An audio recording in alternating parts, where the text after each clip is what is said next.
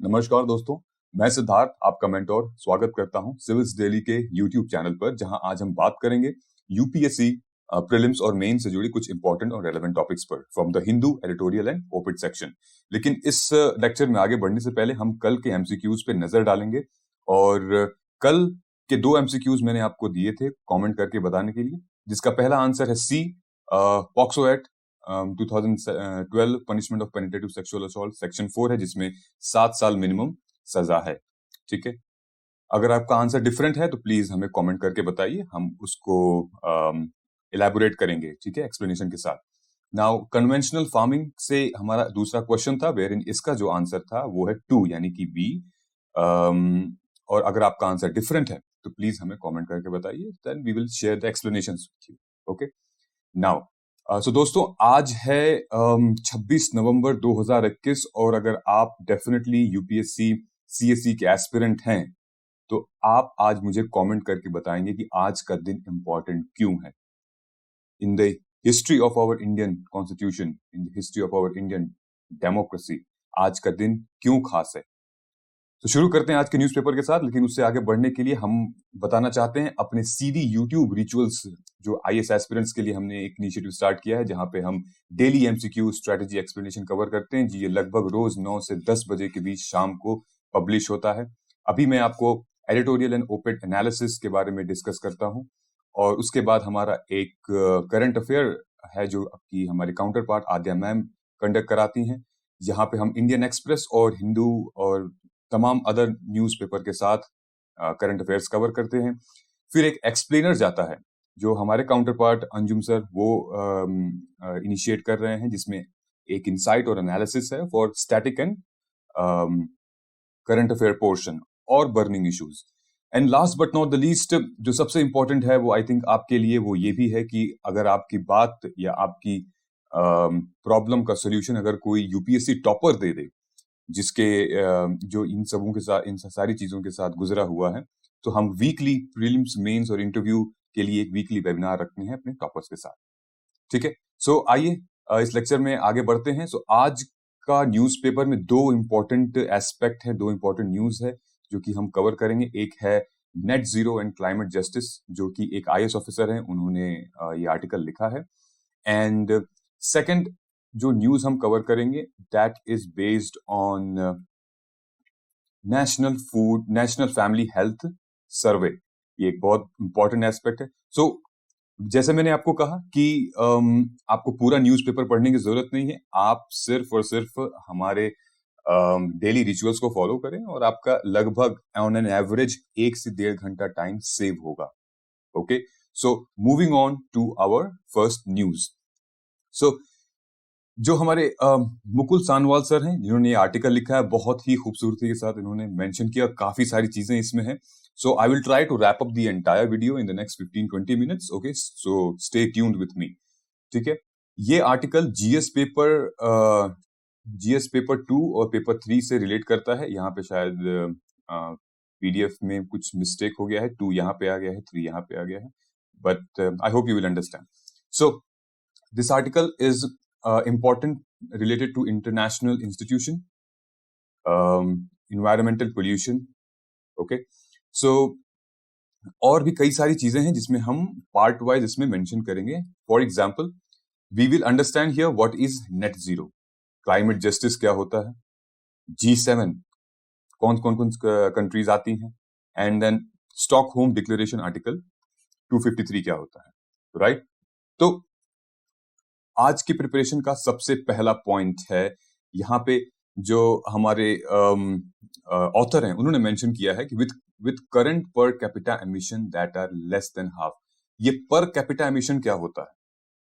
In fact ये सारी चीजें बहुत बेसिक चीज हैं, और यही बेसिक चीज हमारे यूपीएससी प्रीलिम्स में पूछी जाती हैं। What is per capita income, कैसे हम उसको कैलकुलेट करते हैं, राइट। अगर आपके प्रीलिम्स में क्वेश्चन आ गया तो आप कैसे सॉल्व करोगे? सारी चीजें तो आप पढ़ लोगे कि कॉन्सिक्वेंसेस क्या हैं, इसके कैरेक्टरिस्टिक्स क्या हैं, इसके फीचर्स क्या हैं, लेकिन एक बेसिक क्या है, कैसे कैलकुलेट करते हैं।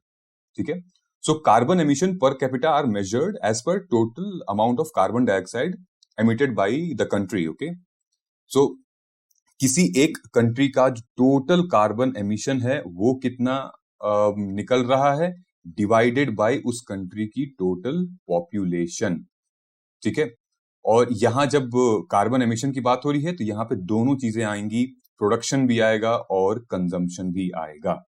ठीक है, तो सिंपल सा आपको मेंशन करना है कि जो भी कार्बन एमिशन हो रहा है, चाहे वो प्रोडक्शन से चाहे वो कंजम्पशन से हो रहा है, divided by the total population of that country is equal to net carbon emission, ये आता है। ठीक है, I hope this is clear right. तो ये कुछ बेसिक्स हैं, और फिर ऐसे क्वेश्चंस एग्जाम में आते हैं, फिर लगता है कि कहां से पूछ दिया है, राइट। सो कैलकुलेशन इंपॉर्टेंट, क्योंकि ये सारे तो मेजर्स है ना, मेजरमेंट्स हैं, ये इंपॉर्टेंट होती हैं। ठीक है, सो यहाँ पे ऑथर ने COP26 जो ग्लासगो में मीट हुई थी उसके रेफरेंस से कुछ चैलेंजेस मेंशन किए हैं, एंड इंडिया को क्या करना चाहिए उस रेफरेंस में वो मेंशन किया है। See, government throughout the world should ensure that money they are spending for climate related advancement should be utilised thoroughly. Okay, इसके लिए सोशल ऑडिट्स और टारगेटेड डिलीवरी जैसे सिंपल स्टेप्स मतलब काम में लाने चाहिए। ठीक है, जैसे रिन्यूएबल एनर्जी की बात की है इन्होंने, रिन्यूएबल एनर्जी इज दो वेरी कॉमन दीज डेज। ठीक है, पर अभी इसका अप्रॉक्स 20 से 30% पार्ट भी यूटिलाइज मतलब कहीं किया जा रहा है, कहीं नहीं किया जा रहा है। अगर हम इस पर फोकस करें कि इसकी अगर 60 to 70% यूटिलाइजेशन हो रही है रिन्यूएबल एनर्जी की, तब बहुत इंप्रेसिव रिजल्ट आएंगे। ओके, जब तक ग्लोबली रिन्यूएबल एनर्जी सोर्स की कैपेसिटी इंक्रीज नहीं होती है, तब तक scientific for innovative technologies use करके मोबिलिटी में क्लीनर टेक्नोलॉजी जैसे हाइब्रिड इंजन हो गए, नेचुरल गैस हो गए, आईसी इंजन हो गए, यूज करके चेंजेस ले आया जा सकता है। ठीक है, in fact India has already doing its effort and it is evident in its top 10 rank in climate change performance index, right. पर अभी भी इंप्रूवमेंट की काफी स्कोप है, and India should not waste this opportunity at all. ठीक है, मोदी जी ने कहा है कि 2070 तक वो कार्बन एमिशन को एकदम खत्म कर देंगे, और जहां पे और भी अदर कंट्रीज ने अपने अपने कमिटमेंट्स दिए हैं। ठीक है, सो इस डिस्कशन में आगे बढ़ते हुए I will point out now net zero. ठीक है, क्योंकि ये बहुत ही मेरे ख्याल से 1.5-2 साल से ये चला आ रहा है, तो ये कॉन्टिन्यूअस न्यूज है, क्या होता है नेट जीरो। ठीक, तो आपको एग्जाम पर्सपेक्टिव से जब आप मेंस का आंसर लिखोगे या फिर आप प्रीलिम्स में कुछ क्वेश्चंस जब आएंगे, लॉन्ग लेंथ क्वेश्चंस जब आते हैं प्रीलिम्स में, तो आपको कुछ चीजें मेंशन करनी पड़ती है। मैं यहाँ पे रीड नहीं करूंगा आपके लिए, ठीक है, क्योंकि मैं देख के ऐसे तो कोई भी पढ़ा सकता है, लेकिन मैं रीड नहीं करूंगा। ठीक है, ये पॉइंट 1, पॉइंट 2, पॉइंट 3 ये सब आपने मेंशन किया हुआ है। पीएम मोदी ने 5 प्लेजेस लिए थे। आप इसको, ये फ्री पीडीएफ है, लिंक डिस्क्रिप्शन बॉक्स में लिंक दिए हैं, उसको आप डाउनलोड कर सकते हैं इस पीडीएफ को। ठीक है, नेट जीरो क्या होता है ये भी आपको पता है। ठीक है, emission of greenhouse gases are offset by the absorption of equivalent amount. ठीक है, ये डेफिनेशन आप लिख सकते हैं अपने मेंस के पर्सपेक्टिव से। ठीक है, लेकिन जब आपका डेफिनेशन तभी सब्सटैंटिव होगा जब आप उससे रिलेटेड वो आंकड़े लिखेंगे, वो फैक्ट लिखेंगे। ठीक है, या किसी कंट्री ने ज्यादा अचीव कर लिया, किसी ने कम अचीव किया है, ये फैक्ट्स, ये स्टैट्स बहुत इंपॉर्टेंट है। ठीक है, तो इंपॉर्टेंट यहाँ पे क्या है, कुछ प्लेजेस हैं जो कि 3 एमिटर्स, वर्ल्ड टॉप 3 एमिटर्स के प्लेजेस हैं। चाइना ने कहा कि 2060 तक करेंगे। ठीक है, यूएस ने 2050 तक का, आई थिंक, हाँ, US to spend 555 billion to boost, I think Joe Biden sir ने इन्होंने मेंशन किया था कि 555 बिलियन एक नया पॉलिसी इंट्रोड्यूस की थी, so that it will help tackling the climate change and with reference to climate justice, electric vehicle वगैरह आएगी। ठीक है, इंडिया ने प्रॉमिस किया था that the economy will neutral by carbon emission वाली 2070 तक। ठीक है, ये चीज यहाँ पे मेंशन कर सकते हैं आप, जो कि मीटिंग में हुई थी। So that is the like a reference what you can give. ठीक है, so let us come here in climate justice. ये एक इंपॉर्टेंट पार्ट है।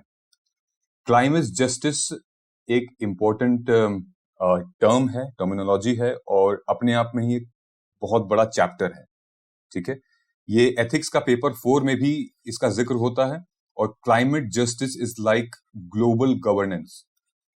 ये टर्म भी याद रख लीजिएगा, global governance. This is also very important because when you right एक दो कीवर्ड्स अगर आप कुछ अच्छे लिख देते हैं ना, जो कि बहुत रेलेवेंट है, जो कि ऑथर्स वगैरह यूज करते रहते हैं, फिर तो मतलब काम बन जाता है। ठीक है, तो global governance, so climate justice is a term used for framing global warming, ethical और पॉलिटिकल इशू। ठीक है, ये क्लाइमेट जस्टिस जितना इन्वायरमेंटल इशू नहीं है, जितना सोशल इशू नहीं है, उससे बड़ा एक एथिकल इशू है और एक पॉलिटिकल इशू है। मैं आपको एक छोटा सा एग्जांपल देता हूं। अगर आप घर में ही देखें तो कितने घर हैं जहां पे लेट अस सी, हम जो ये जो अभी हरियाणा और दिल्ली और आसपास के क्षेत्र में ये जो पराली जलाई जा रही है, ठीक है, ये कहीं ना कहीं एथिकल और कहीं ना कहीं पॉलिटिकल इशू है, राइट? जहां पे दिल्ली के सीएम अरविंद केजरीवाल जी ने काफी कुछ स्टेप्स लिए, ठीक है, लेकिन आसपास के जो राज्य हैं, ठीक है, उन्होंने उतना सहयोग नहीं दिखाया। ठीक है, लेकिन फिर भी एमिशन पिछली बार से कुछ कम हुआ, लेकिन अब सिर्फ एक सीएम, क्योंकि दिल्ली इज लैंडलॉक्ड और वो डिपेंडेंट है सारे आसपास के राज्यों से।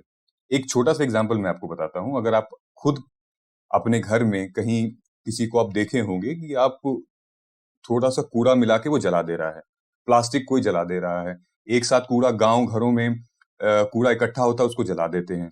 ठीक है, तो उससे क्या होता है, वो एक एथिकल चीज है, ठीक है, कि आप मत करिए। कहीं ना कहीं यू आर इनडायरेक्टली और डायरेक्टली रिस्पॉन्सिबल टुवर्ड्स दिस।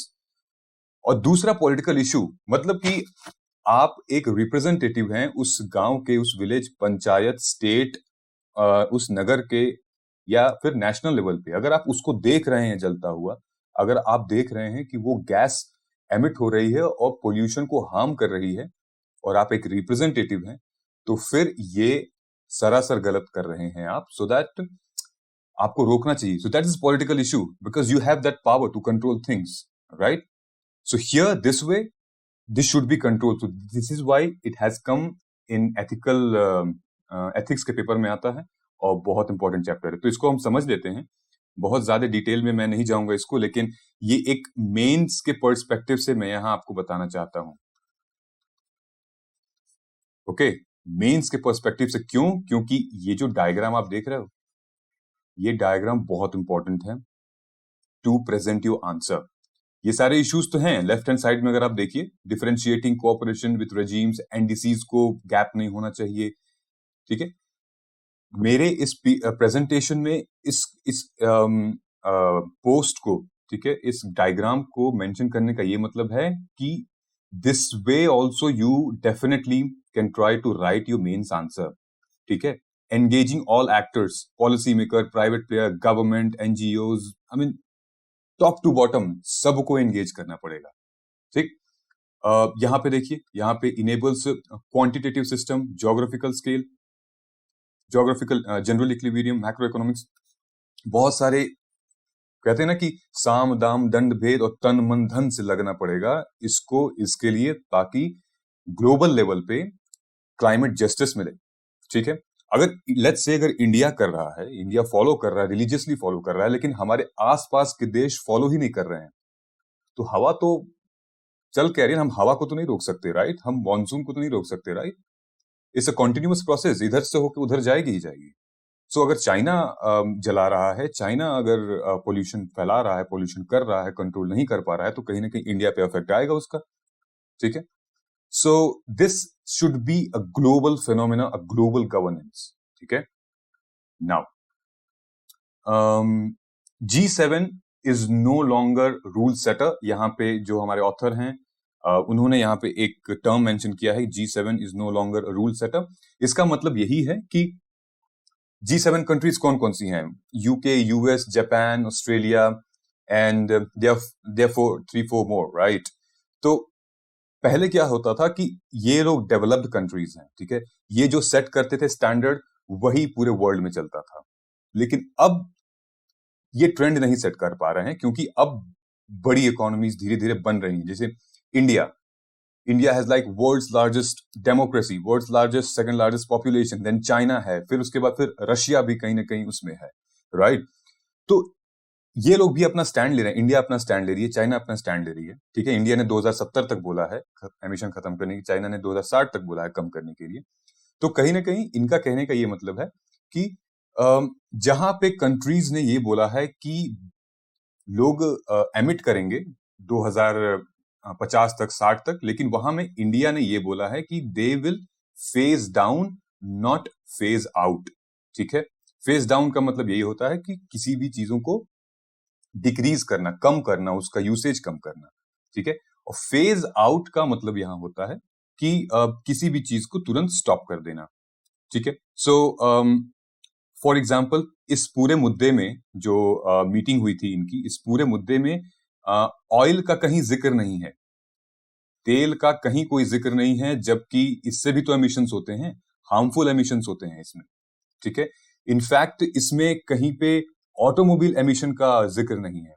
अगर हम आज दिल्ली की बात करें तो इतनी सारी, वर्ल्ड में सबसे ज्यादा गाड़ियां दिल्ली में हैं, किसी एक शहर की बात करें तो, या यूटी की बात करें तो, क्या इससे एमिशन नहीं हो रहा है? क्यों अरविंद केजरीवाल ने ऑड और इवन को इम्प्लीमेंट किया था? ये चीजें तो डिस्कस होनी चाहिए ना, ये चीजें उस मीटिंग में डिस्कस हुई नहीं। So these are the few things which ध्यान देनी पड़ेगी वेस्टर्न कंट्रीज को, और वेस्टर्न कंट्रीज को ये लगता है कि उनकी ऑटोमोबाइल इंडस्ट्री इतनी अच्छी है, इतनी बड़ी है, इतनी सस्टेनेबल है कि वो उसी नाम से जाने जाते हैं, ठीक है। We agree with the fact that Henry Ford ने हमें 4 पहिया दिया और हम तेजी से भागने लगे, लेकिन उन्होंने ये तो नहीं कहा था ना कि भाई इसका मिसयूज करो और धुएं पे धुआं उड़ाते रहो, पोल्यूशन करते रहो, राइट।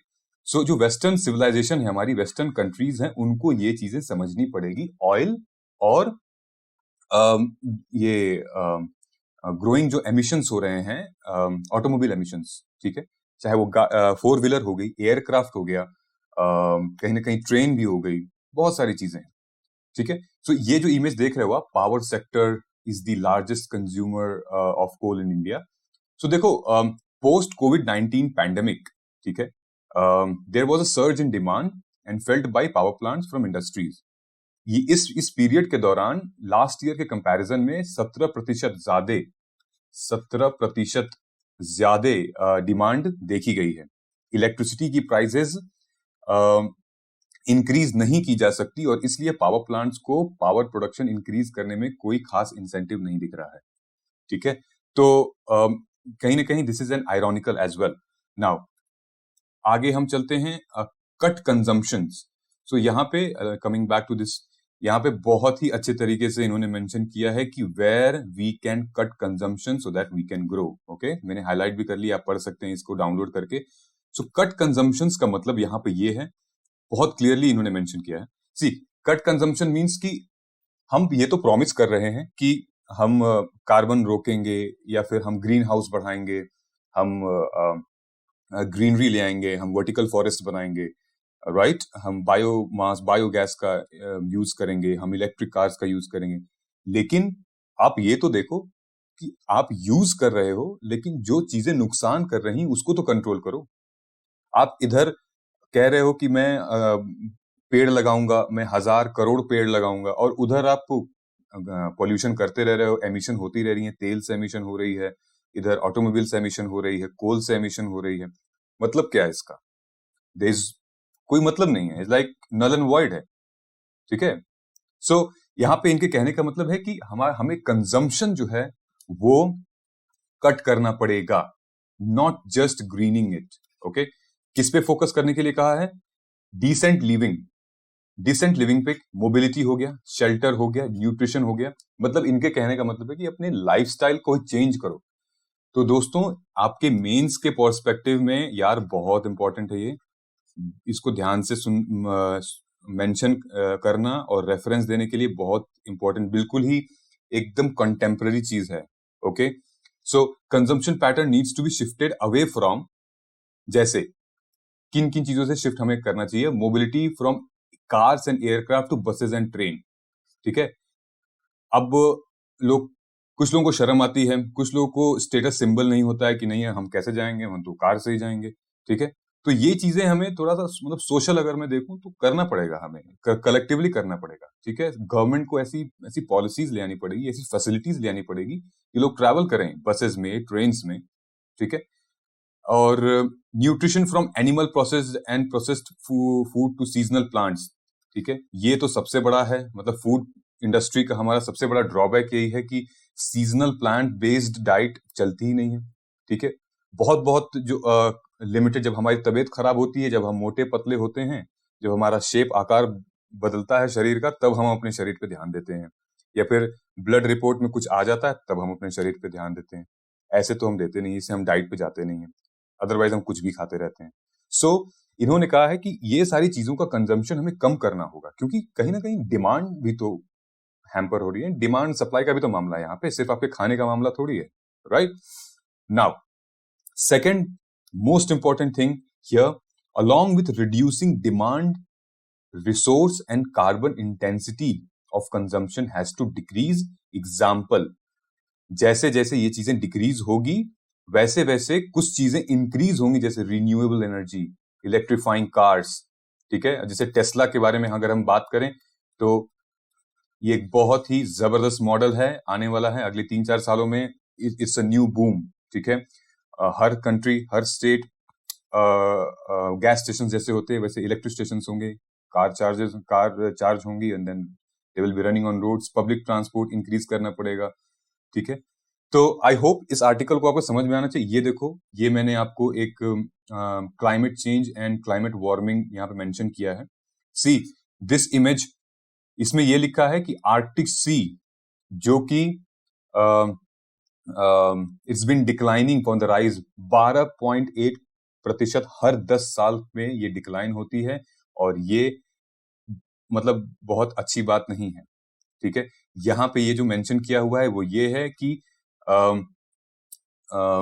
लगभग 21.5 मिलियन पीपल वो डिस्प्लेस हो चुके हैं just because of climate change. Let's say अगर हम उत्तराखंड की बात करें, या फिर हम केरला की बात करें, तमिलनाडु की बात करें, जहां पे they are prone to these natural disasters, of course migration होती है, मोबिलिटी होती है, ठीक है।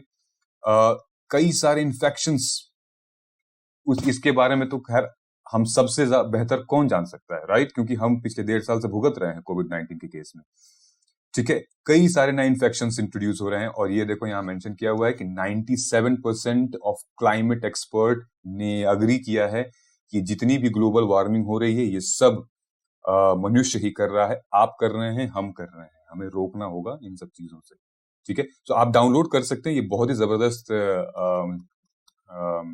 पोस्ट है, इसमें 1 2 3 4 आई थिंक 9 दिए हैं, इसको आप यूज कर सकते हैं अपने आंसर में, ओके।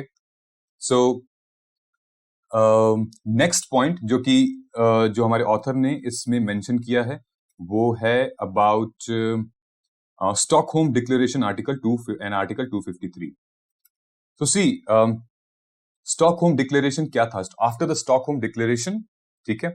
ये मैं नहीं बताऊंगा आपको स्टॉकहोम डिक्लेरेशन क्या था, ये बहुत बार डिस्कस कर चुके हैं कई सारे लोग, लेकिन आप मुझे अगर बता सकते हैं स्टॉकहोम डिक्लेरेशन क्या था, कहाँ हुआ था, I mean nothing like it. I would request you to kindly comment and just write it, because इससे आपकी नॉलेज ही बढ़ेगी, कहीं ना कहीं सबकॉन्शियस माइंड में अगर आप कमेंट करके लिखते हैं तो आंसर आएगा, पता चलेगा, राइट। नाउ सो जब हमारा कॉन्स्टिट्यूशन अमेंड हुआ था 1976 में, सो ये चीज इंक्लूड हुई थी उसमें, okay, protection and improvement of environment as a fundamental duty, ठीक है। ये मूल कर्तव्यों में हमारे जुड़ा गया था, और वो है मेंशन हमारे आर्टिकल 253 में, जो कि पावर देता है पार्लियामेंट को कोई भी लॉ बनाने से with reference to international treaties, agreements, ठीक है, prevention on the natural environment, ठीक है। And the same mention here as well कि parliament used 253 article to enact environmental protection act, ठीक है, जो हमारा EPA एक्ट है। और ये कब रिलीज हुआ था, कब बना था, ये प्लीज आप हमें कमेंट करके बताइए, ये भी इंपॉर्टेंट है, ठीक है। To implement the decision reached at the Stockholm conference, ठीक। तो ये था, आई थिंक ये न्यूज पहली न्यूज थी हमारी, और इससे रिलेटेड एक क्वेश्चन है, most probable question, that which of the following statement are true about the Indian network on climate change assessment. तो when I say most probable question, it has a tendency to appear in the exam, okay. So I would request you कि तुरंत उठाइए pen और recall करिए, comment करिए कि ABCD कौन सा इसमें सही है, और कल के हमारे एडिटोरियल एनालिसिस में I will share the answer. ठीक है, नाउ नेक्स्ट अप हमारा जो न्यूज है, अगली न्यूज हमारी है नेशनल फैमिली हेल्थ सर्वे। ये बहुत ही जरूरी टॉपिक है, सोशल इश्यूज से रिलेटेड टॉपिक है। GS paper 1, paper 2, government policies intervention, poverty, gender issues related, मतलब बहुत सारी चीजें इसमें हैं। ठीक है, और फैक्ट्स वगैरह इतने ज्यादा हैं कि अगर आप इसमें से, इस पूरे लाइन में से अगर आप 2-3 लाइन भी एग्जाम में कोट करते हो तो वो एकदम मतलब सटीक बैठेगा और आज के टाइम के लिए। ठीक है, और हाँ, आगे बढ़ने से पहले मैं आपको ये बता देना चाहता हूँ कि अगर आप इसी आर्टिकल को, क्योंकि करंट अफेयर्स में भी आर्टिकल मेंशन किया गया है, तो इसी आर्टिकल को अगर आप डिटेल्ड में स्टैट्स के फॉर्म में पढ़ना चाहते हैं तो हमारा अगला आई थिंक 3 या 4 बजे करीब करंट अफेयर एनालिसिस पब्लिश होगा, जो हमारी काउंटर पार्ट आद्या मैम कंडक्ट कर रही हैं। उन्होंने इसको बहुत डिटेल में एक्सप्लेन किया है फैक्ट्स को लेकर। ठीक है, तो चलिए आगे बढ़ते हैं इसमें। तो सी नेशनल फैमिली हेल्थ सर्वे, ठीक है, 5। लेकिन आगे बढ़ने से पहले एक फिगर मैं आपको दिखा देना चाहता हूं। ये फिगर, ऐसे फिगर हमेशा आते हैं द हिंदू में। ठीक है, द हिंदू में, इंडियन एक्सप्रेस में, मिंट में भी कहीं ना कहीं, लेकिन हिंदू का बहुत पुराना है ये ट्रेंड, ये फिगर्स आते हैं। प्लीज ये फिगर्स को छोड़िएगा मत। बहुत लोग ओवरलुक कर देते हैं कि हटाओ क्या है ये। These are the real figures. ठीक है, ये आंकड़े होते हैं जिनको आप कलेक्ट करके आप पॉलिसी बनाते हो, आप रिपोर्ट बनाते हो। ठीक है, लोगों की जिंदगियां बना देते हैं ये रिपोर्ट्स, अगर सही रिपोर्ट हो तो। ठीक है, so these reports are very very important, इसको छोड़िएगा मत। मैं आपको अभी इसके बारे में डिस्कस करता हूं। ठीक है, now coming back to here, so measuring process, the lesson of national family health survey 5 must be used to social indices के लिए। तो सबसे पहले देखते हैं कि ये NFHS होता क्या है। ठीक है, क्विकली मैं बता देता हूं आपको। सो फैमिली हेल्थ सर्वे, ठीक है, ये जो है हमारे जो सस्टेनेबल गोल्स हैं, 30 सस्टेनेबल गोल्स हैं, इनको ट्रैक करता है। ठीक है, और इन सब का, इसका ये रोल है कि भाई ये देखता है कि 2030 तक हम अचीव इसको कर सकते हैं या नहीं, तो ये ट्रैक करता रहता है। नाउ नेशनल फैमिली हेल्थ सर्वे में बार बार फूड बोल दे रहा हूं क्योंकि NFHS भी दिमाग में आ जा रहा है। ठीक है, नेशनल फैमिली हेल्थ सर्वे, ये भी बहुत इंपॉर्टेंट है, कंफ्यूज हो जाते हैं NFHS और ऐसे स्कीम्स में। ठीक है, इसमें इंपॉर्टेंट इसलिए था, मैंने आपको मेंशन किया, कुछ चीजें हैं जो कि इसमें इंक्लूड की गई हैं। ठीक है, नए पैरामीटर्स इंक्लूड किए गए हैं, जैसे pre school education, disability, access to toilet facility, death registration, bathing practice during menstruation, and methods and reasons for abortion, blood sugar, hypertension। कुछ ऐसी चीजें हैं, ये सारी चीजें हम देख सकते हैं क्योंकि कहीं ना कहीं इसमें सोशल एंगल बहुत ज्यादा है। ठीक है, एक सामाजिक जो एंगल है वो काफी ज्यादा इसमें मेंशन किया हुआ है। छोटी छोटी चीजों को मेंशन किया है, जैसे फॉर एग्जांपल डेथ रजिस्ट्रेशन हो गया, एक्सेस टू टॉयलेट फैसिलिटी, ये है तो छोटी लेकिन बहुत गंभीर समस्या है। ठीक है, इस पे मूवी भी आ चुकी है द टॉयलेट। ठीक, method and reasons of abortion, ये जानना बहुत जरूरी है कि क्या चल रहा है समाज में, किस वजह से पैसों के लिए कर रहे हैं लोग, जेंडर के लिए कर रहे हैं लोग, ठीक है, या फिर प्रॉपर्टी के लिए कर रहे हैं लोग। बहुत जरूरी है जानना, ताकि उससे रिलेटेड हम कुछ पॉलिसी इंट्रोड्यूस कर सके कि भाई आप रुको, अपराध मत करो। ठीक है, ब्लड शुगर लेवल, हाइपरटेंशन, ये तो बहुत जरूरी है। तो 2019 में पहली बार ऐसा हुआ कि नेशनल फैमिली हेल्थ सर्वे ने डिटेल में ये बताया कि percentage of women and men who have ever used the internet. ठीक है, अगर आपको इस बारे में पता होगा तो I would request you all to please comment here कि ये परसेंटेज थी क्या ये परसेंटेज बढ़ी, मेन ज्यादा यूज कर रहे हैं वुमेन से या वुमेन ज्यादा यूज कर रही हैं? प्लीज कमेंट करके बताइएगा। ठीक है, and this is very good fact actually. May be अगर आपको नहीं पता हो तो आप सर्च करके कमेंट भी कर सकते हैं, क्योंकि this is literally mind blowing survey. ठीक है, सो कमिंग बैक हियर, कुछ अच्छी न्यूज हैं इसमें। अच्छी न्यूज ये है कि जब हमारा इसका रिजल्ट आया था नेशनल फैमिली हेल्थ सर्वे का, तो कुछ चीजें हैं जो कि मतलब पहले से बढ़ी हैं, पहले से इम्प्रूव हुई हैं, ठीक है। जैसे जो हमारा सेक्स रेशियो है, उस पे भी जो आर्टिकल है वो हमारा करंट अफेयर में आद्या मैम कवर करेंगी, तो प्लीज उसको मिस मत करिएगा। जो हमारा मेल टू फीमेल का सेक्स रेशियो है, पहली बार दोस्तों, पहली बार ज्यादा हुआ है। आई थिंक 112 है, 1012 हुआ है पर 1000 मैन, ये पहली बार ऐसा हुआ है, ठीक है। सो मतलब ये है कि जो पॉपुलेशन कंट्रोल पॉलिसीज थी हमारी, हाँ, चूंकि बहुत लोगों ने क्रिटिसिज्म भी किया कि भाई 2 child policy, 1 child policy, 3 child policy, ये जो पॉलिसीज थी आसाम ने ले आए, यूपी ले आए, कहीं ना कहीं गलत थी। लेकिन आप ये तो देखिए कि इसके फायदे क्या हो रहे हैं। ऑफ कोर्स कहीं ना कहीं किसी किसी पैरामीटर्स पे वो गलत हो सकते हैं, ठीक है। Nothing is ideal here, but you see the long term impact वो दिख रहा है हमें कि सेक्स रेशियो इंप्रूव हुआ है। ओके, नाउ जो बर्थ होती थी, यहाँ पे लिखा है the greater proportion of birth then ever is now being happening in institutions, ठीक है। मतलब हॉस्पिटल्स वगैरह में बर्थ हो रहे हैं, ये नहीं कि मतलब कहीं पे भी डिलीवरी हो जा रही है। तो इट्स लाइक कि ग्रोथ हुई है, इंफ्रास्ट्रक्चर बना है, ठीक है। जो बच्चे 12 से 13 महीने के बीच में, 23 महीने के बीच में हैं, उनका टीकाकरण हो जा रहा है, ठीक है। तो अगर टीकाकरण हो जाता है तो वो सही दिशा में और सही डायरेक्शन में वो ग्रो कर पाएंगे, ठीक है। नाउ इंडिया की जो फर्टिलिटी रेट है दोस्तों, पहली बार इंप्रूव हुई है, वो 2.0 है, ठीक है। 2.2 से टीएफआर हमारा इंप्रूव हुआ है, गिरा है। अगर हम एवरेज की बात करें, अगर हम स्टेट वाइज बात करें, तो अभी भी बिहार, यूपी और कुछ ऐसे स्टेट्स हैं जहां पे 2.1 इवन 2.2 है। एक टाइम पे तो 2.3 भी था और 2.7 भी था, बट इट्स कमिंग, ठीक है।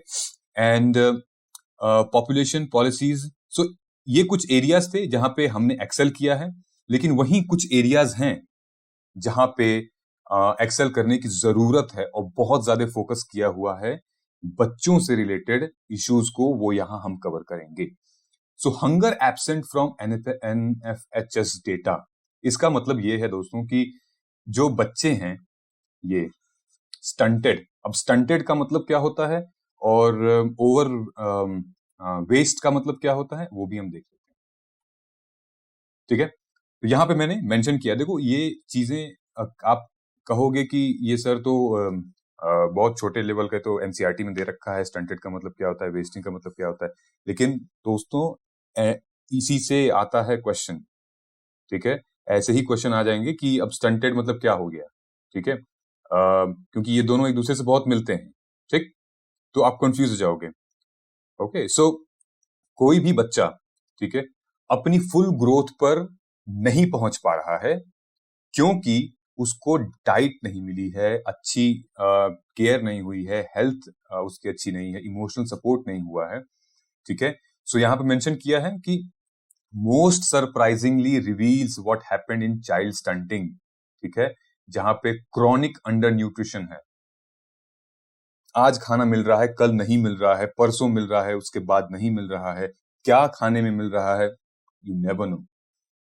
Percentage of children who have low weight of their age, ठीक है, उम्र है उनकी 20 साल की उम्र है, ठीक है, लेकिन वो 25 या 30 किलो के हैं या फिर 40 किलो से भी नीचे हैं। इट्स लाइक बहुत ही, अब कहते हैं ना भूखमरी, तो भूखमरी कुपोषण के ही शिकार हैं, ठीक है।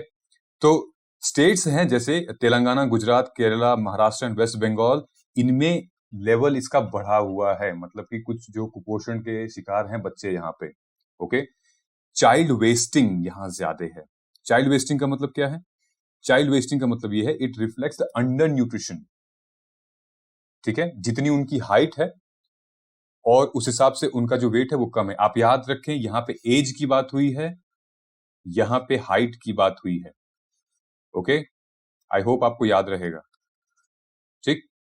यहाँ पे भी मामला सेम है, हाइट उनकी प्रॉपर नहीं हुई है और अंडर न्यूट्रिशन की वजह से, ठीक है। जैसे मैंने कहा ना, टीकाकरण नहीं हुआ, अच्छे से दूध नहीं पिए हैं, बेसिक न्यूट्रिशन फॉलो नहीं हुआ है, ठीक है, इस वजह से उनकी ग्रोथ नहीं हो पाती है। ये देखिए, ये प्यारे मासूम बच्चे यहाँ पे, और उनको अगर आप नहीं देंगे, अगर अच्छी डाइट नहीं देंगे, अगर गवर्नमेंट ऐसी पॉलिसीज नहीं इम्प्लीमेंट करेगा, अगर आप योग्य हैं फिर भी अगर अपने बच्चों के लिए अगर आप नहीं कर रहे हैं तो फिर ये बहुत गलत है उनके साथ, ठीक है। तो बहुत सारे राज्य हैं ऐसे, तेलंगाना, केरला, बिहार, असम, ये सारे के सारे यहाँ पे बच्चे चाइल्ड वेस्ट कैटेगरी में आते हैं, ठीक है। तो coming back to our this point here, so ये फिगर है, इसको आप थोड़ा एनालाइज कीजिएगा, 5-10 मिनट अपना टाइम दीजिए, अपने आप समझ में आ जाएगा, और ये फिगर जाते नहीं है दिमाग से, ठीक है। यहाँ पे मैंने मेंशन किया है एसडीजी गोल के हिसाब से केरला जो हमेशा से सिक्योर करते हुए आया है वो अभी भी टॉप पोजीशन मेंटेन किया है। दूसरा, झारखंड एक ऐसा स्टेट है जहां पे अभी भी बॉटम पोजीशन पे पकड़ा है, और जो चिल्ड्रन की जो अंडरवेट चिल्ड्रन है वो अभी भी बहुत ज्यादा है यहाँ पे, ठीक है। तो ये 2 point, Kerala and Jharkhand, okay. Now so coming back to here this point, so we have primarily covered things here, okay. so एक क्वेश्चन है मेरा नेशनल फैमिली हेल्थ सर्वे से, that how often this NFHS conducted, ठीक है। ये आप हमें कमेंट करके जरूर बताएं, क्योंकि मैंने कवर तो किया है लेकिन मैंने ये बताया नहीं है कि भाई 10 साल पे होता है, 15 साल पे होता है, ठीक है। हाउ ऑफ्टन, कब कब होता है, एंड देन कौन से मिनिस्ट्री के अंदर ये आता है।